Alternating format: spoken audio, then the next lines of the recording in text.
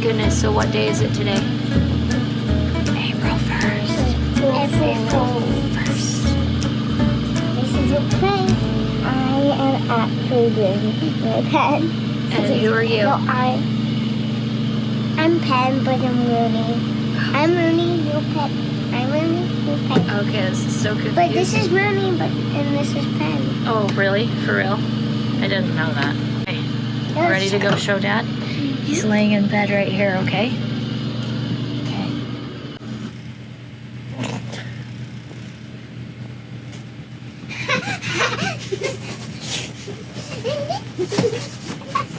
Okay, hey. Hey, Bernie, get off me. Hey, did you guys sleep good last night? Then wait.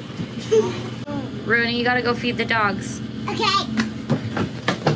Is this how we get Rooney to do things now? Yep. And Ben. Ben.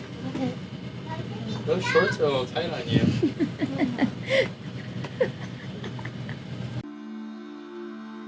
I'm Brooke, and this is Braden. We have 2 kids and 2 dogs, Rooney, Penn, Fraser, and Captain. At 75 tons and 55 feet long, our home is different. With time being non-renewable and our home being, well, movable, around the world we go as we roam to know. Welcome aboard, Mermaid Monster.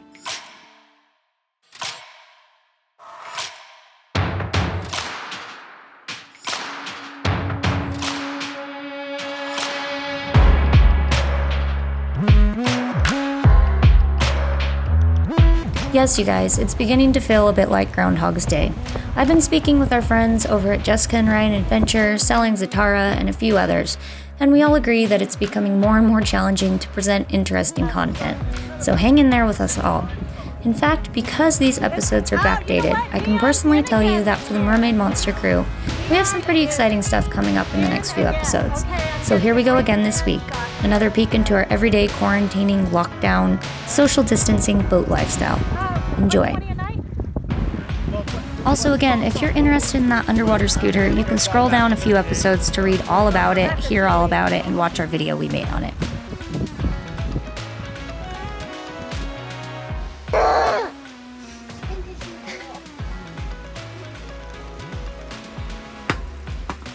Pen.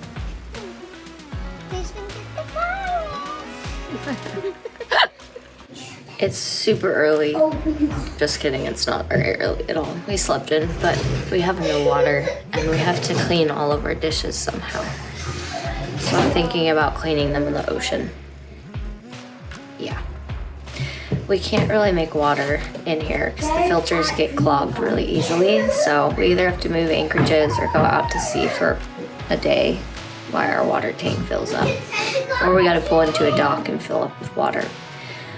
I don't know how you sailors do it.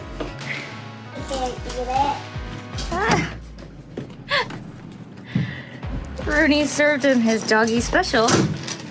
What's it called? The bone special? The bony special? She made him sit at his table. He keeps spinning the bone around to get... Okay, we are headed to a different anchorage because this anchorage, while it's fantastic and has really good holding, the water clogs our water maker filters in like 2 hours every time. And we are out of water. We hold 600 gallons of water and we've been at anchor for like 12 days and we're pretty much out of water. So we need to move anchorages and we have a really good one that's like a couple miles south and the water is crystal clear. It's very beautiful area. So we're gonna go down there and we're gonna make water, do all of our dishes that are literally piled to the sky. And I'm not even gonna show you the laundry pile that we have that needs to get done. So we're gonna go get our chores done and then we might come back here. We like where we are because we're able to get to land and there's a walking path just to get the kids off and so they can go scoot. And there's a big lawn area where they can play baseball and stuff like that. That didn't work.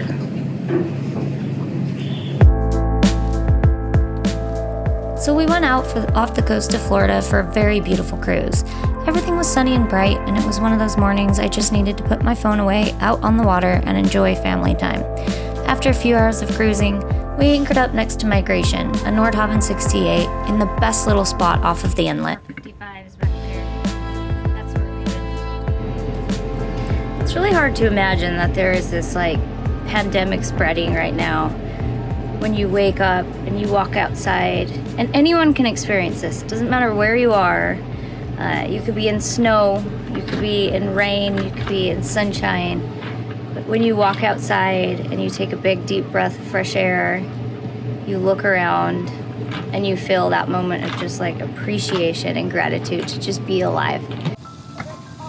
All right, so we're pulling in the anchor, but we have no water, so we can't hose the chain off, so we're just doing the anchor wash, but we have to go pretty slow. Can you give me a little more hydraulics? Okay. Nope. So I gotta power this up. So you hold that down, push your station forward, it blinks, you let off, you watch the RPM. Raise the RPMs, making sure your speed isn't changing. Right here, speed's not changing, speed over ground. To 17. My dog looks like that. Our engines, yeah, they're not warmed up all the way, but is that okay? So again, if you have hydraulic thrusters, you can power them up by, and we have twins. So this is how you do it with our twin engine. You hold that down, push whatever engine forward you want until it blinks, then let off, and then it should remain in neutral as you rev the engine, and we usually go up to about 1700. That's how you do it. Gives you more hydraulic power. Do? And they like blackberries. Guinea pigs like blackberries? Yeah. You reading the book? Oh, it's a sticker book. Nice. There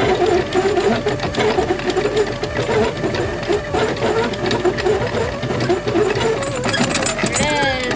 350-pound anchor. Ka-chow. So now we are free. So I'm gonna pull this back down into neutral. I have it on cruise 1, so I have control of both my engines. And I'm literally just gonna put my port engine in reverse, my starboard engine in forward. I'm gonna spin us to the channel. You can see the boat is starting to spin. And driving this boat isn't hard. Funny on the roller. Let me try it again. Alright. You literally, it's tiny movements, and I think people that are used to driving fast boats or sport fishers tend to throttle the crap out of these boats, and that it doesn't work well. You need to be soft. You need to be soft on the wheel. Make sure the rudder's zeroed out. I'm in standby right now. So standby, for those of you that don't drive boats, just means I have control of the helm. Right? So I'm driving the boat, actually. And to turn the boat, it's little movements, just a few degrees. And I'm following my old tracks out, and we're off. Here we go.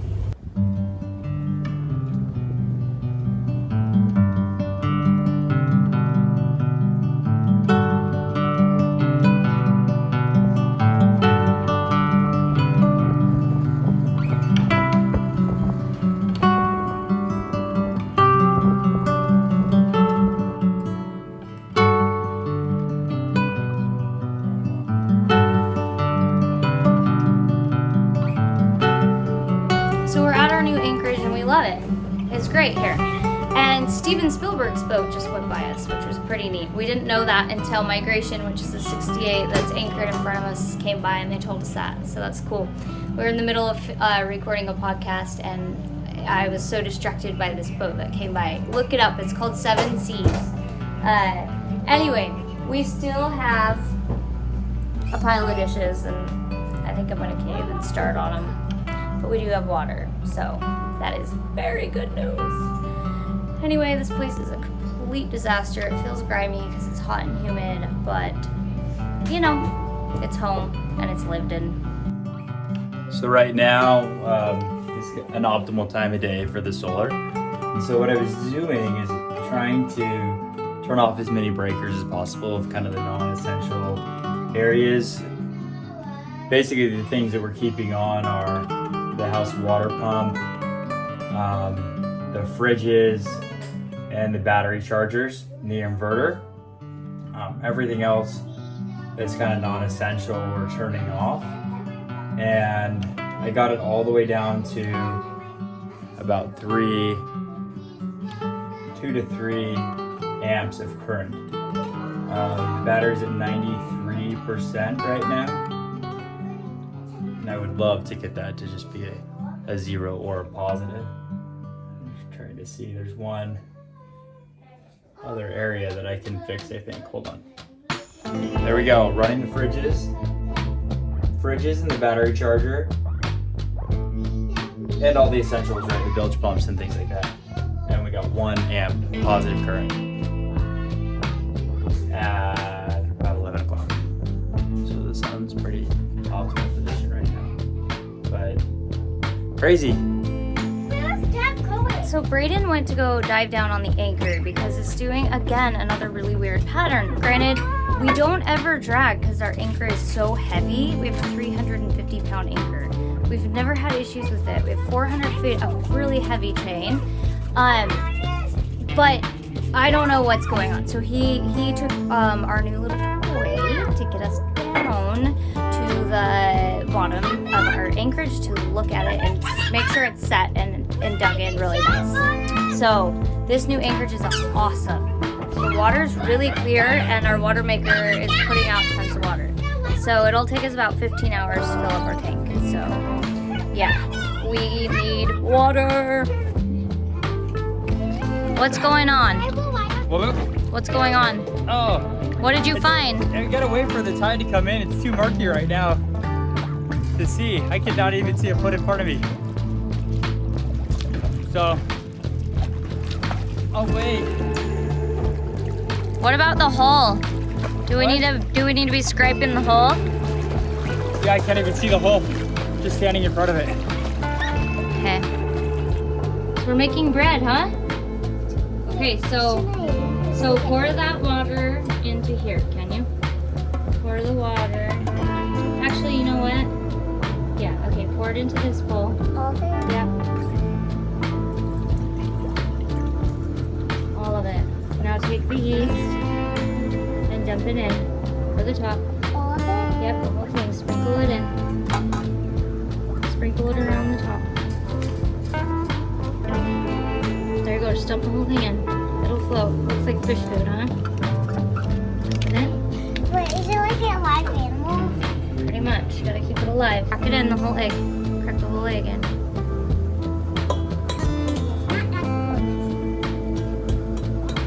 There you go. Good job. Okay, finish out. Okay, now we gotta do egg whites.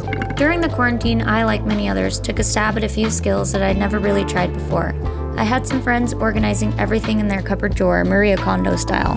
Some friends were following strict workout programs, and others were working on a new language. And then there was me over here, for the first time ever, learning how to make bread. Gluten-free bread. By the way, it turned out amazing. And I guess I'll confess, it was the gluten-free Bob's Red Mill Mix.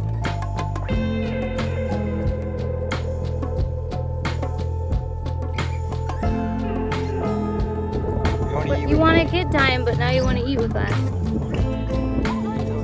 As always, thank you for watching. If you like what you've seen, give us a like and subscribe. Don't forget to hit the notification bell. We'll see you all next week.